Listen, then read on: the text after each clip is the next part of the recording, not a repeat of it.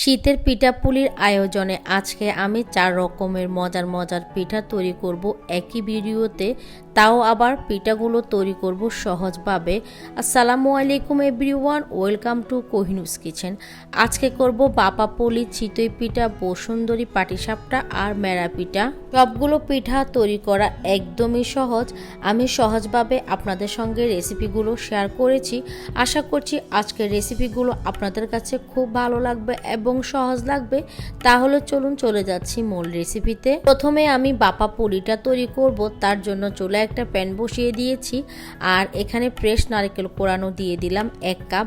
Half cup দিয়ে দিচ্ছি খেজুরের গুড়টাকে আমি ছোট ছোট করে কেটে নিয়েছি, এতে করে গুড়গুলো খুব তাড়াতাড়িভাবে গলে যাবে। এখন নেড়ে ছেড়ে নারকেলের সঙ্গে মিশিয়ে নিতে হবে আর চুলার হিটটাকে হাই মিডিয়ামের মাঝামাঝি রেখে নারকেলটাকে ভাজতে হবে। কিছুক্ষণ ভাজার পরে দেখবেন নারকেলের পানিটা শুকিয়ে গিয়েছে, তখন এটা চুলা থেকে নামিয়ে নিতে হবে। অন্য একটা প্যানে আমি এখানে 2 কাপ পানি দিয়ে দিয়েছি, হাফ চা চামচ দিয়ে দিচ্ছি লবণ। এখন পানিটা বলক আসা পর্যন্ত অপেক্ষা করতে হবে।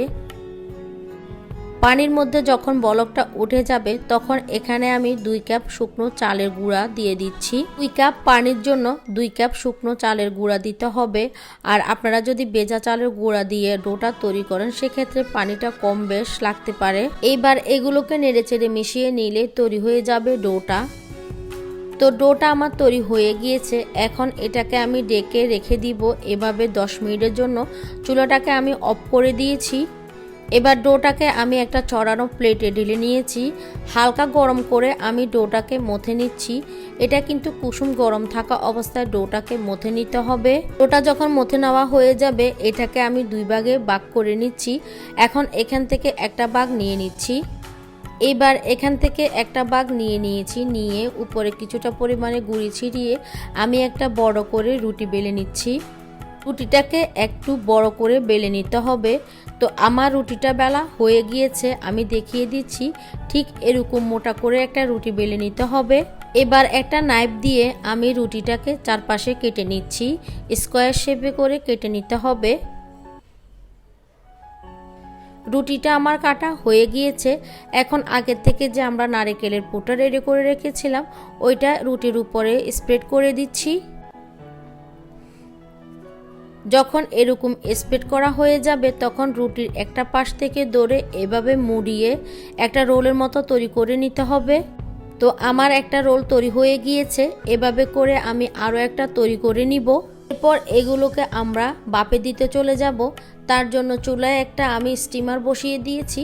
স্টিমারের মধ্যে পানি দিয়ে দিয়েছি। পানিটা যখন বলক উঠে যাবে তখন উপরের প্লেটটা বসিয়ে দিয়ে এখন আমি রোলগুলো দিয়ে দিলাম, দিয়ে এটাকে ঢাকনা দিয়ে দিচ্ছি। আপনাদের হাতের কাছে এরকম স্টিমার না থাকলে আপনারা যে কোনো একটা প্লাস্টিকের জাজরি বা স্টিলের জাজরিতেও কিন্তু সেমভাবে ভাপে দিতে পারেন। না হলে একটা পাতিলের মধ্যে সুতি ন্যাকড়া পেঁচিয়েও কিন্তু ভাপে দেওয়া যায়। এটাকে আমি 12 থেকে 15 মিনিট স্টিম করে নিয়েছি। দেখতে পাচ্ছেন এটা হয়ে গিয়েছে। এখন চুলা থেকে নামিয়ে এটাকে হালকা একটু ঠান্ডা করে নিতে হবে। বাপাপুলিটাকে আমি হালকা একটু ঠান্ডা করে এখন কেটে নিচ্ছি। এটা কিন্তু গরম থাকা অবস্থায় কাটতে যাবেন না, এতে করে এটার শেপটা ভালো আসবে না। হালকা ঠান্ডা হয়ে গেলে তখন এগুলোকে কেটে নেবেন। এটা কাটার পরে আসল সৌন্দর্যটা নিশ্চয়ই দেখে বুঝতে পারছেন এটা কতটা সুন্দর হয়েছে আর খেতেও কিন্তু অনেক বেশি মজা হয়েছে। এটা দেখতে যেমন সুন্দর হয়েছে খেতেও অনেক বেশি মজা হয়েছে। এরপর আমরা ভিতরে পুর ভরা মেরা পিঠা তৈরি করে নিব। এটাও খেতে অনেক বেশি মজা। প্রথমে ভিতরে পুরটা রেডি করে নিতে হবে। তার জন্য 1 কাপ ফ্রেশ নারকেল কোড়ানো দিয়ে দিচ্ছি। এবার দিয়ে দিচ্ছি 2টা এলাচ, দিয়ে দিচ্ছি 2টা তেজপাতা। এগুলো ফ্লেভারের জন্য দিতে না চাইলে স্কিপ করা যাবে। 1/4 কাপ দিয়ে দিলাম খেজুরের গুড়। এবার নেড়ে চেড়ে নারকেলটাকে গুড়ের সঙ্গে খুব ভালোভাবে মিশিয়ে নিতে হবে। আর গুড়টাকে যদি এভাবে গ্রেট করে দেওয়া যায় তাহলে খুব তাড়াতাড়ি গলে যায়। কিছুক্ষণ রান্না করার পরে গুড়টা একদম গলে গিয়ে নারকেলের পানিটা শুকিয়ে যাবে, তখন গরম মশলাগুলো উঠিয়ে নিতে হবে। আমার নারকেলের পানিটা একদম শুকিয়ে গিয়েছে। এখন আমি চুলা থেকে নামিয়ে নিচ্ছি। আবারও চুলে একটা প্যান বসিয়ে দিয়েছি আর 2 কাপ পরিমাণ দিয়ে দিলাম পানি। হাফ চা চামচ দিয়ে দিচ্ছি লবণ। পানিটা খুব ভালোভাবে বলক উঠে গেলে তখন এখানে 2 কাপ শুকনো চালের গুঁড়া দিয়ে দিচ্ছি।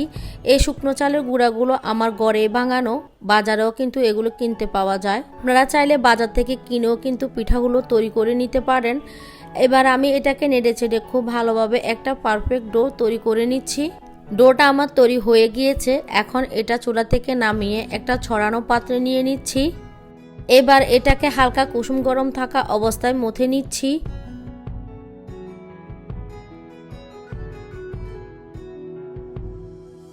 মথে নেওয়া হয়ে গিয়েছে। এবার এখান থেকে আমি ছোট ছোট কয়েকটা লেচি কেটে নিচ্ছি।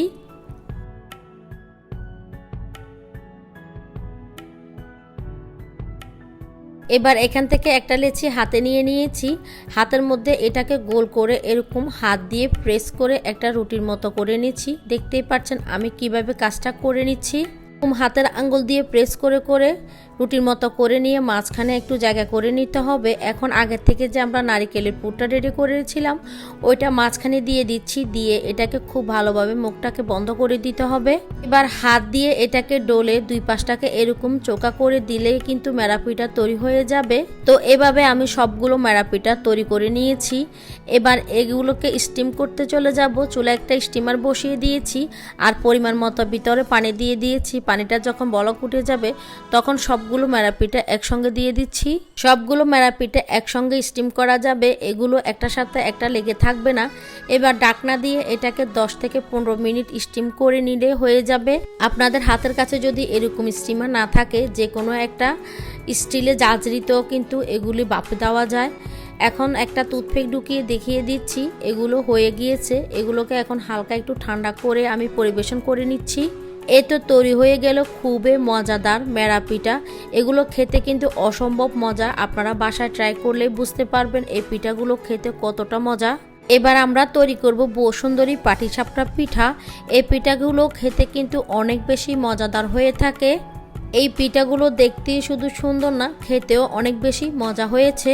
প্রথমে একটা মিক্সিং বলে আমি এখানে শুকনো চালের গুঁড়া নিয়ে নিয়েছি 2 কাপ আর হাফ কাপ দিয়ে দিচ্ছি ময়দা। ময়দাটা কিন্তু অবশ্যই দিবেন, এতে করে পাটিসাপটা পিঠাগুলো অনেক বেশি সফট হবে।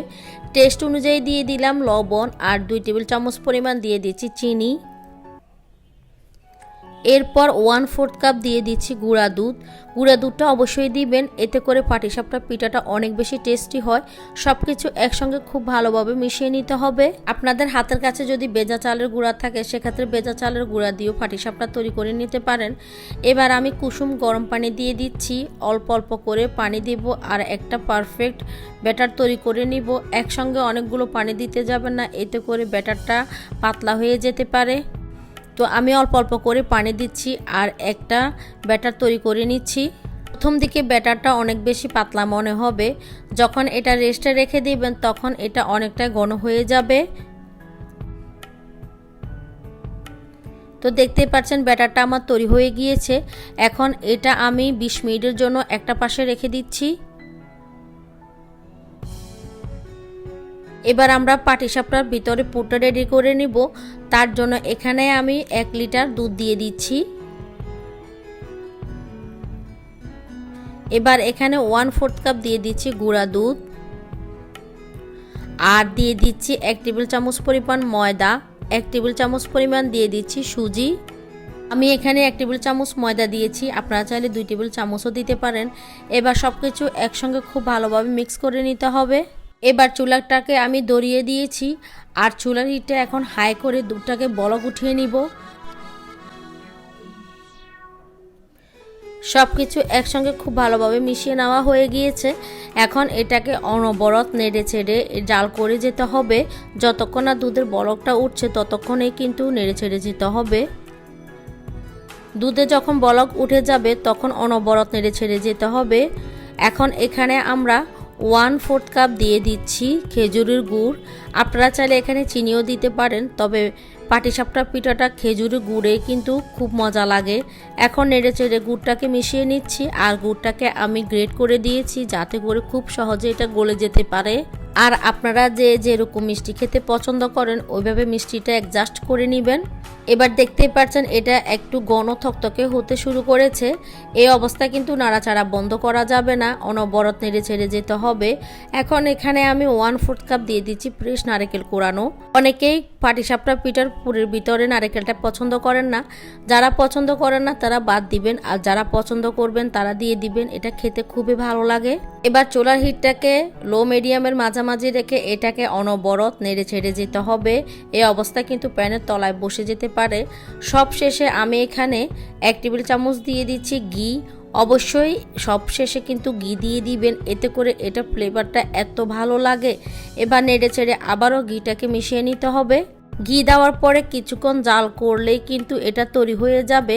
আর দেখতে পাচ্ছেন এটা কিন্তু অনেকটাই ঘন হয়ে গিয়েছে। এটা আমি আর জাল করব না, এটা ঘন হয়ে গিয়েছে। এটা চুলা থেকে নামানোর পরে দেখবেন এটা আরও অনেক বেশি ঘন হয়ে যায়। তো এখন আমি এটা চুলা থেকে নামিয়ে নিচ্ছি। অন্যদিকে 30 মিনিট পরে ফিরে আসলাম। এখন ব্যাটারের কনসিস্টেন্সিটা আমি দেখিয়ে দিচ্ছি এটা কিরকম পাতলা বা ঘন আছে। দেখতেই পাচ্ছেন ব্যাটারের কনসিস্টেন্সিটা ঠিক এরকমই রাখতে হবে। এটা বেশি পাতলা বা বেশি ঘন করা যাবে না, এতে করে পাটিসাপটা পিঠাগুলো বেশি ভালো হবে না। তো দেখতেই পাচ্ছেন আমি একটা মিডিয়াম কনসিস্টেন্সিতে রেখেছি। এখন এখান থেকে একটু ব্যাটার আমি আলাদা করে নিচ্ছি, যেহেতু আমরা বসুন্ধরী পাটিসাপটা পিঠা তৈরি করব। তো আলাদা করে এখানে আমি 1/2 চা চামচ ফুড কালার দিয়ে দিচ্ছি। আমি এখানে অরেঞ্জ ফুড কালার নিয়েছি, আপনারা চাইলে আপনাদের পছন্দ মতো যে কোনো ফুড কালার অ্যাড করে দিতে পারেন। আজকের পাটিসাপটাটা আমি 2 কালার দিয়ে তৈরি করব। তো কালারটা মিশানো হয়ে গিয়েছে। এখন এটাকে আমি একটা বোতলের মধ্যে ঢুকিয়ে নিব। আমি এরকম একটা বোতল নিয়েছি। এই বোতলগুলো আপনারা যে কোনো সুপার শপে পেয়ে যাবেন। তারপরেও হাতের কাছে না থাকলে পানির বোতলের মধ্যে ঢুকিয়ে নিয়ে ঢাকনাটার মধ্যে একটু ছিদ্র করে দিলেই হয়ে যাবে। এবার ঢাকনাটা লাগিয়ে দিচ্ছি। এখন পাটিসাপটা পিঠাগুলো তৈরি করতে চলে যাব। এবার চুলায় একটা প্যান বসিয়ে দিয়েছি, আর টিস্যুর মধ্যে হালকা একটু তেল নিয়ে আমি প্যানটাকে মুছে দিচ্ছি। এখন কালার করার যে আমরা ব্যাটারটা তৈরি করেছিলাম ওইটা উপরে এরকম গোল গোল করে দিয়ে দিচ্ছি। কয়েক সেকেন্ড রাখলে এটা টেনে যাবে। টেনে যাওয়ার পরে এখন উপরে সাদা ব্যাটারটা দিয়ে প্যানের হাতলটাকে ঘুরিয়ে একটু স্প্রেড করে দিতে হবে। প্যানের হাতলটা ধরে যখন এরকম ঘুরিয়ে দিবেন একটা রুটির মতো হয়ে যাবে। এখন এটাকেও চুলার মধ্যে কিছুক্ষণ রাখলে উপরে টেনে যাবে। আর একটা জিনিস মাথায় রাখবেন, চুলার হিটটা একদম লো করে রাখতে হবে। বেশি আঁচ বাড়িয়ে কিন্তু পাটিসাপটা পিঠাগুলো তৈরি করা যাবে না, এতে করে এটা ছিদ্র ছিদ্র হয়ে যাবে। এখন আগের থেকে আমরা যে খিসাটা তৈরি করে রেখেছিলাম ওইটাও দিয়ে দিচ্ছি। দিয়ে রুটির এক পাশটা ধরে এভাবে রোলের মতো, এবার যে সাইডে আমরা খিসাটা দিয়েছি ওই সাইড থেকে একটু ফোল্ড করলে তৈরি হয়ে যাবে বসুন্ধরী পাটিসাপটা পিঠা। এই তো তৈরি হয়ে গেল আমাদের বসুন্ধরী পাটিসাপটা পিঠা। এভাবে সবগুলো পাটিসাপটা পিঠা তৈরি করে নিব। আমার মতো করে এভাবে তৈরি করলে একটা পিঠার মধ্যেও ছিদ্র হবে না, পিঠাগুলো অনেক বেশি মজা হবে আর স্মুথ হবে। এবার আমি তৈরি করে নিব ভীষণ মজাদার চিতই পিঠা। এই চিতই পিঠাটা খেতে এতটা মজা হয়েছে আর অনেক বেশি সফট হয়েছে। দেখতে পাচ্ছেন পিঠাগুলোর মধ্যে অনেক বেশি ছিদ্র ছিদ্র দেখা যাচ্ছে। এভাবে যদি পিঠার মধ্যে ছিদ্র হয় তাহলে পিঠাগুলো অনেক বেশি সফট হয়। প্রথমে একটা মিক্সিং বলে আমি এখানে নিয়ে নিচ্ছি 2 কাপ শুকনো চালের গুঁড়া, পরে আমি আরও আধা কাপ দিয়েছি। এবার এখানে দিয়ে দিচ্ছি টেস্ট অনুযায়ী লবণ আর 1/4 কাপ দিয়ে দিচ্ছি ময়দা। এবার সব কিছু একসঙ্গে খুব ভালোভাবে মিক্স করে নিচ্ছি। এবার এখানে আমি কুসুম গরম পানি দিয়ে দিচ্ছি। এমনভাবে পানিটা নেবেন আঙ্গুল ডুবিয়ে পানির মধ্যে তাপটা সহ্য করতে পারবেন, এরকম কুসুম গরম পানি নিতে হবে। এবার আমি অল্প অল্প করে পানি দিচ্ছি আর একটা ব্যাটার তৈরি করে নিব। প্রথমে একবারে পানি দিতে যাবেন না, এতে করে ব্যাটারটা কিন্তু পাতলা হয়ে যাবে। তো আমি এভাবে কষলিয়ে কষলিয়ে ব্যাটারটা তৈরি করে নিচ্ছি। তো আমাদের হাতের কাছে আসলে এত সময় নেই, তার জন্য আমি এখানে কিছুক্ষণ কষলিয়ে নেওয়ার পরে একটা হ্যান্ড ব্লেন্ডার দিয়ে ব্লেন্ড করে নিব। আপনাদের হাতের কাছে যদি সময় থাকে আপনারা এটাকে এভাবে 10 মিনিটের মতো কষলিয়ে নেবেন। আমার কাছে মনে হয় এরকম একটা হ্যান্ড ব্লেন্ডার থাকলে আর এটা হাত দিয়ে কষলিয়ে নিতে হয় না, হাত দিয়ে কষলাতে গেলেও হাতে ব্যথা লাগে। তো আমি একটা হ্যান্ড ব্লেন্ডার দিয়ে এটাকে প্রায় 3 থেকে 4 মিনিট ব্লেন্ড করে নিচ্ছি। আপনাদের হাতের কাছে যদি এরকম হ্যান্ড ব্লেন্ডার না থাকে জগ ব্লেন্ডারও কিন্তু এটা ব্লেন্ড করা যাবে। ব্যাটারটাকে আমি প্রায় 4 থেকে 5 মিনিট ব্লেন্ড করে নিয়েছি। এখন ব্যাটারের কনসিস্টেন্সিটা আমি দেখিয়ে দিচ্ছি। দেখতে পাচ্ছেন এটা অনেকটাই কিন্তু এখনও ঘন আছে, এখানে আরও পানি মিশিয়ে নিতে হবে। চিতই পিঠার ব্যাটারটা কিন্তু অনেক বেশি ইম্পর্ট্যান্ট। আপনার ব্যাটারটা যদি অনেক ঘন হয় তাহলে পিঠাটা ভালো হবে না, বেশি পাতলা বা বেশি ঘন হবে না, একটা মিডিয়াম আকারে কিন্তু ব্যাটারটা রাখতে হবে। এবার এখানে আমি দিয়ে দিচ্ছি বেকিং সোডা। আমি 1 চিমটির মতো বেকিং সোডা দিয়ে দিচ্ছি। এটা কিন্তু বেকিং পাউডার না, বেকিং সোডা দিতে হবে। আবারও খুব ভালোভাবে মিশিয়ে নিচ্ছি। এবার আমি ব্যাটারের কনসিস্টেন্সিটা দেখিয়ে দিব, কীরকম পাতলা বা কীরকম ঘন রাখবেন। নিশ্চয়ই দেখে বুঝতে পারছেন আমি ব্যাটারটা কীরকম রেখেছি। আপনাদের হাতের কাছে যদি সময় থাকে আপনারা এটাকে 1 ঘন্টার জন্য রেস্টে রেখে দিতে পারেন। তো আমার কাছে সময় নেই, আমি এটা ইনস্ট্যান্ট তৈরি করে নিচ্ছি।